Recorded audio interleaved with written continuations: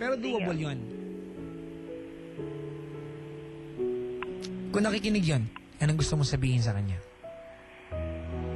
Kung nakikinig man siya kaya Papa Jack, yung sasabihin ko pala sa isa lang Papa Jack, sorry, tapos hindi ko nga alam Papa Jack kung saan ko simulan eh.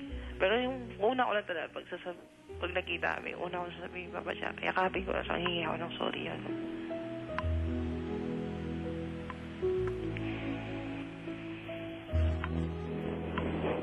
Alright. John. Po.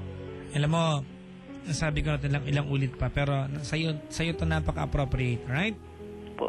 Sa buhay natin bilang tao, career man yan o love life, sa pagbuo man ng pangarap yan o paglimot ng tao, sometimes goodbyes are necessary. You have to say goodbye to her as a partner, as a lover, di ba? Opo. Pero look at the brighter side. Mawawalan ka man ng lover, you are gaining a sister. Di ba? Tama. Mawalan ka man ng kasintahan, nagkaroon ka ng kapatid. At yan ang isang tao sa buhay mo na hindi mo mahanap sa katauhan ng iba. After ilang dekada, for so many years, na hinahanap mo siya. Natagpuan mo siya. Masaklap man yung paraan, but looking at the brighter side, natagpuan mo siya. Yun na lang iniisip ko ngayon. Alright? Yung bakit Papa Jack, di ba magkapatid kami? Dapat, di ba pag mag-ano kayo, parang mararamdaman mo pa rin yung alam mo, sa ano ng tama, panalalaytay ng dugo nyo. lukso ng dugo. Opo. Sometimes we misinterpret that eh. Kahit nga sibling kaibigan lang eh. Inabutan ka lang sa basang tubig, kala mo crush ka na. Diba? May misinterpretation ng love. Kasi ang love, walang exact formula yan. Diba? We interpret love uniquely. Kanya-kanya tayo dyan.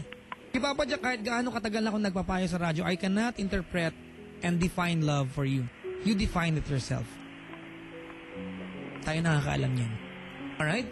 Opo. Salamat sa pagtawag, John. Po, Papa Jack, salamat talaga po. Alam mo, John, po, if I have a wish, if I can wish upon a star tonight, I would wish na sana, kung kailan man ang birthday mo, everything will be okay. Magsama-sama kayong magkakapatid. Diba? Mahanap mo na sila. Yung nanay mo malandi, makita nyo na. Magsama kayo. Papa Jack, kasi, you deserve that. Sa mahabang panahon na nangungulila ka, nagkahiwa-hiwalay kayo. Diba? You deserve that. Alright? Opo. Maraming salamat sa pagtawag, John. Papa Jack, thank you po. Rest assured na for a very long time, I will remember you. Totoo niyan, John, nahihirapan akong payuhan ka. Diba? Kasi hindi naman... Kahit sino naman po, Papa Jack eh. Hindi naman ordinary yung problema mo, diba? Opo. Pero wala akong magagawa, kapatid. Yan yung, sabi nga nila, we all have our own crosses to carry. May kanya-kanya tayong burden sa buhay. Yan yung naiatang sa'yo. Hindi bibigay sa'yo kung di mo kaya. Tama po. Alright? Please forgive yourself. You have committed something na hindi mo ginusto. Forgive yourself. Alright? Opo. Salamat sa pagtawag. Thank you po, Papa Jack. Mga kaibigan, si Jan, 24. Uy, lesson to ha, mga kaibigan, sa mga may nawawalang kapatid, bago kayo makipagkasintahan. Diba? At least try to do some research. Diba? Diba kasi yan eh. Pero minsan kasi when we fall in love, diba?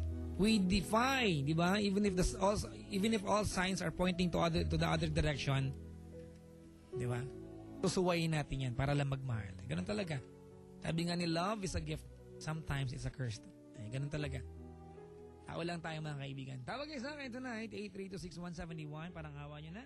Para may kausap naman po ako dito. Wala akong